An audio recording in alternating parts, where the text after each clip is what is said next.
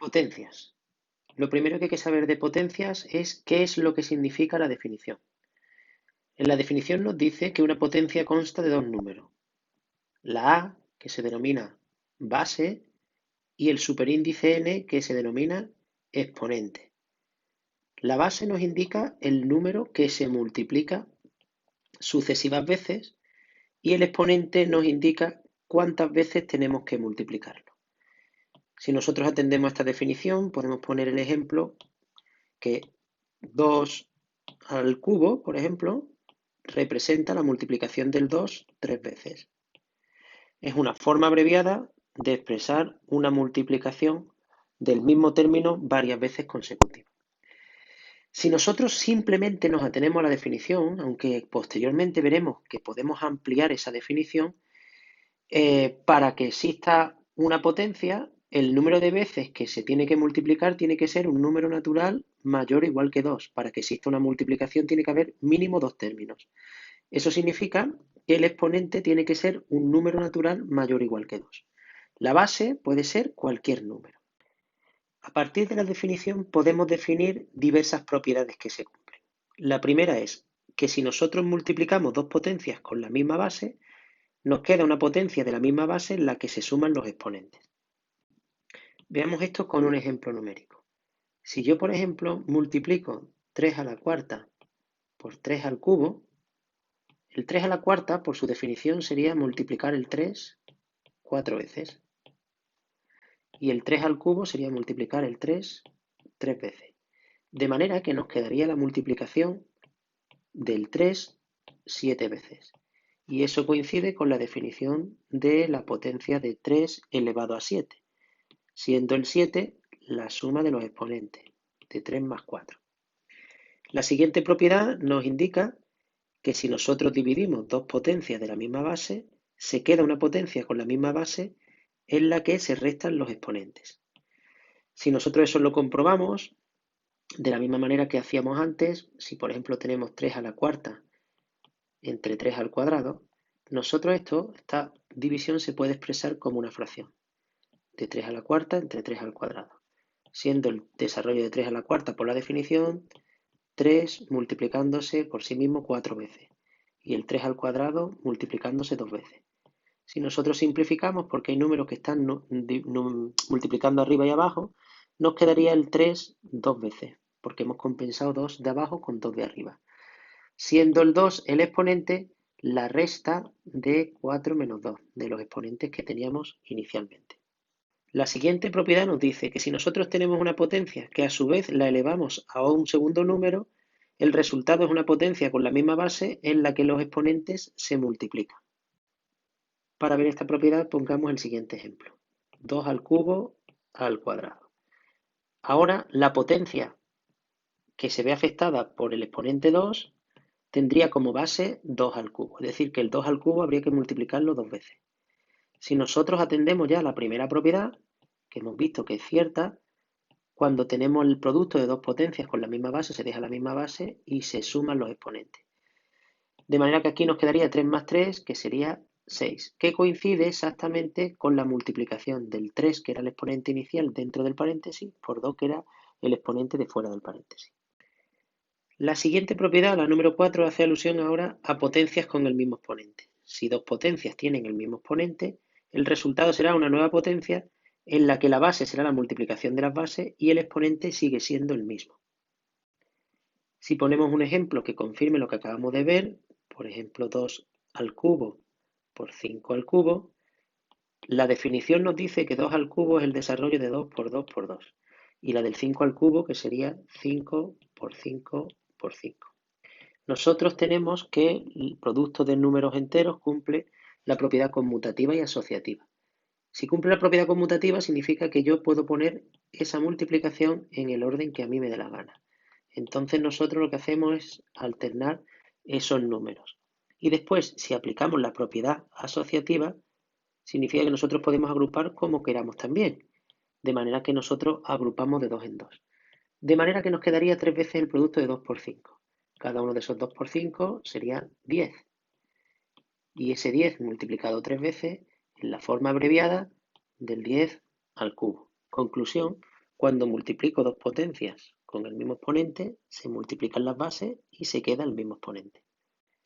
La última propiedad, la quinta, es similar a la cuarta, lo que ocurre con la división en lugar de con la multiplicación.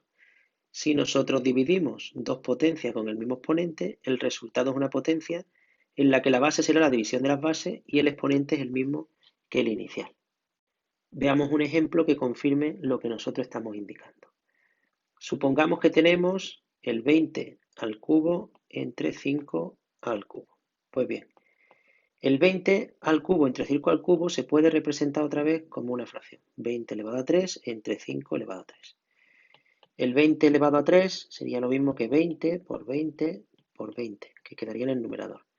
Entre 5 por 5 por 5.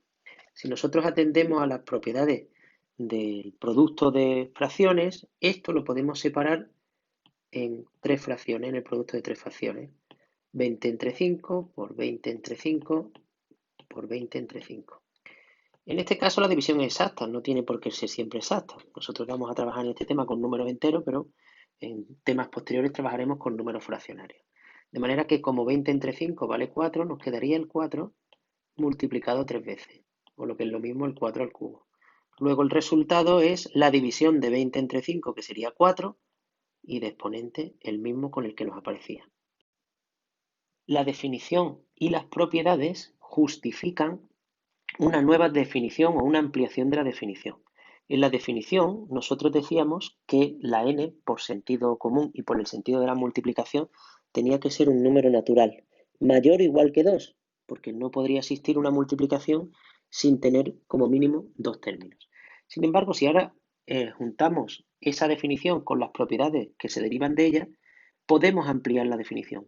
Es decir, podemos ver casos en los que la n pueda ser números que no sean ni siquiera naturales, como veremos que sean enteros. Cursos posteriores veremos que puede ser cualquier número real, una fracción, un número irracional, raíces exactas, raíces inexactas, pero ahora nos conformamos con casos sencillos.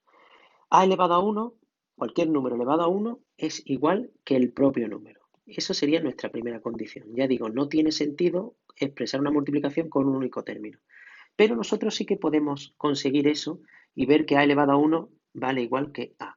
La demostración es, o se fundamenta, en el desarrollo de igualdades hacia la derecha y hacia la izquierda. Partimos del término al cubo partido de a al cuadrado. Pues bien, si eso lo desarrollo por la definición como producto, sería a por a por a. Y en el denominador, a por a. De manera que si nosotros simplificamos, nos quedaría que una de arriba se lo iría con la, bueno, que dos de arriba se irían con las dos de abajo y nos quedaría en esa división simplemente la a. Si ahora desarrollamos utilizando las propiedades, cuando dividimos dos potencias con la misma base, se queda la misma base y se restan los exponentes. Y 3 menos 2 es igual a 1. Quiere decir que nos ha quedado que a elevado a 1 en un extremo de la igualdad y a al otro. Como es una cadena de igualdades, a elevado a 1 será igual que a.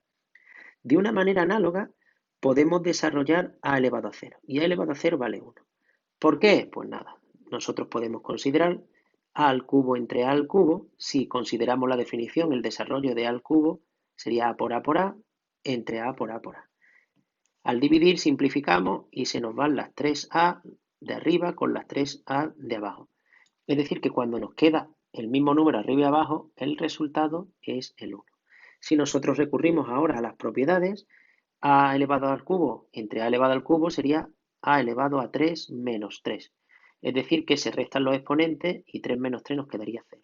Conclusión, por esta cadena de igualdades, a elevado a 0 valdría 1. También tendría sentido a elevado a un número negativo.